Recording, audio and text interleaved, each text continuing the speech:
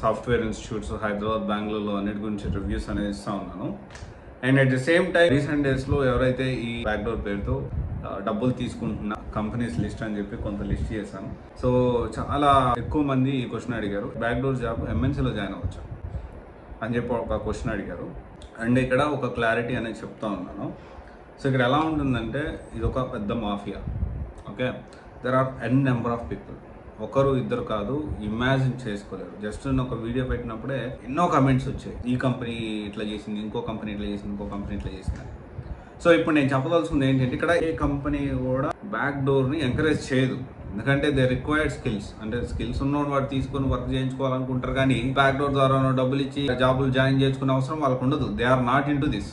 Okay, ఇదొక clarity అందరం తెలుసుకోవాలి. And at the same time ఏంటి అంటే ఎంఎన్సీలో బ్యాక్ డోర్ అంటే ఇప్పుడు ఒక విషయం ఏంటి అంటే పర్సన్ ఉంటారు. సో ఇప్పుడు ఏం చేస్తారు, కన్సల్టెంట్ ఉంటాడు, నేను అదిగో ఈ కంపెనీలో నీకు జాబ్ ఇప్పిస్తా, టాప్ కంపెనీ టాప్ ఎంఎన్సీ పేరు చెప్పేసేసి అదిగో దీంట్లో ఇది ఇప్పిస్తా, దాంట్లో ఇది ఇప్పిస్తా అని చెప్పి మీరు డబ్బులు తీసుకుంటారు. కంపెనీకి వీనికి సంబంధం లేకపోతే సో ఇక్కడ అంటే జస్ట్ అక్కడ ఎంఎన్సీ కంపెనీ పేరును వాడుకుంటున్నాడు, as simple as that, right. ఇక్కడ మనం ఇండివిజువల్ పర్సన్ అది ఎంతో మంది తయారవుతున్నారు. ఇంకొంతమంది నీకు 100% జాబ్ ఇప్పిస్తానని చెప్పి మార్నింగ్ నుంచి ఈవినింగ్ దాకా కూర్చోబెట్టేసేసి నేను ట్రైన్ చేస్తాను నేను చెప్పి 1 lakhs తీసుకుంటాను, లేకపోతే 1.5 తీసుకుంటాను అంటున్నారు. ఇనిషియల్గా అంత అమౌంట్ తీసుకుంటే ఒకసారి మీరు ఆలోచన చేసుకోవాలి. ఇనిషియల్ కొంత అమౌంట్ తీసుకొని ఓన్లీ కోర్స్ వరకే తీసుకోండి. ఇనిషియల్గా ఒకవేళ అంత సర్వీస్ అట్లాంటి సర్వీస్ 100% జాబ్ గ్యారెంటీ ఇస్తున్నా, ఇనిషియల్గా కోర్స్ వరకే తీసుకోండి డబ్బులు.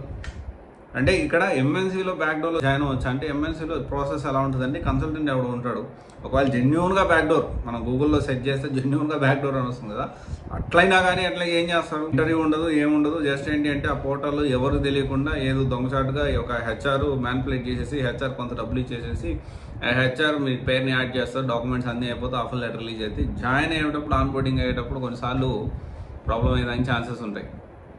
సో ఒక్కటే గుర్తుపెట్టుకోండి, ఇంత బాధాకరమైన విషయం మొన్న మనం మాట్లాడుకున్నాం. ఇవన్నీ కూడా ఏంటి అంటే బ్యాక్ డోర్ పేరుతో ఆ కంపెనీస్ కొని డబ్బులు వసూలు చేసి బోర్డులు తిప్పేస్తా ఉన్నారు. ఏదో కంపెనీ పేరు స్టూడెంట్స్ చెప్తా ఉన్నారు 20 కోట్ల వరకు తీసుకున్నారంట బెంగళూరులో. ఓకే, పోలీసు కేసు అయిందంట, మళ్ళీ కొన్ని రోజులకి వాళ్ళు బయటకు వచ్చేసి వాళ్ళు వెళ్ళిపోయారంట. ఎక్కడికి వెళ్ళిపోయారో తెలియదు, ఆ కేసు ఇంకా తెల్లారలేదు.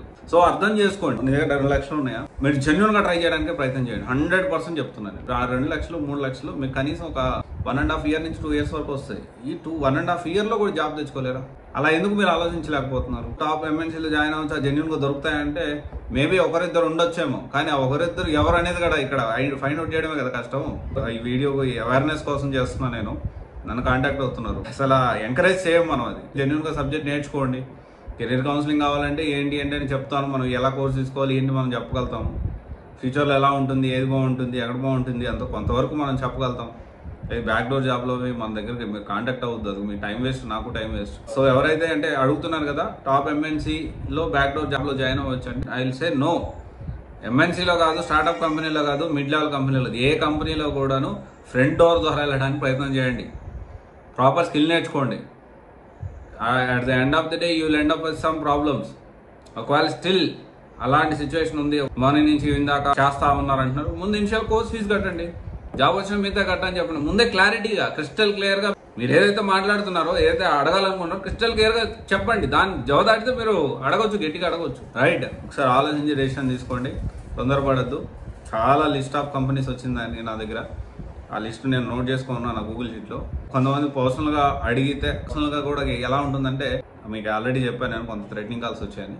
సో అందుకని నేను పబ్లిక్లో అయితే నేను చెప్పలేను. నేను మనం ఆ రిస్క్ తీసుకునేంత ఓపిక టైం మన దగ్గర ఇప్పుడు లేవు. ఖచ్చితంగా ఎవరైనా పర్సనల్గా అడిగితే డెఫినెట్లీ నేను చెప్తాను. అండ్ ఇంకా అవసరం అయితే మనం ఏంటంటే జెన్యూన్గా ఏ సబ్జెక్టు మీకు ఏ సూట్ అవుతుంది ఇది మీరు ప్లాన్ చేసుకుని ఆలోచన చేయండి. మళ్ళీ చెప్తా ఉన్నా, ఇవన్నీ కూడా నేను అవేర్నెస్ కోసం చేస్తున్న వీడియోస్. ఇవన్నీ కూడా కొంత అవగాహన రావాలి. ఆ ఒక్క వీడియో వల్ల కొన్ని 100 కంపెనీలు బయటకు వచ్చి, నాకు తెలిసి ఒక 70-80 కంపెనీలు బయటకు వచ్చింటాయి జెన్యూన్ కానివి. కేవలం బ్యాక్ డోర్ పేరుతో డబ్బులు తీసుకున్న కంపెనీస్ ఒక 70-80 వరకు బయటకు వచ్చినాయి. ఓకే, చూద్దాం మరి ఆ 70-80 ఎంత దూరం వెళ్తుందో. ఇక ఓన్లీ హైదరాబాదే, 3-4 ఏమో బెంగళూరు వచ్చినాయి. ఇంకా బెంగళూరులో ఎన్ని ఉన్నాయో భగవంతుడికే తెలియాలి. Thank you. This is Raj signing off.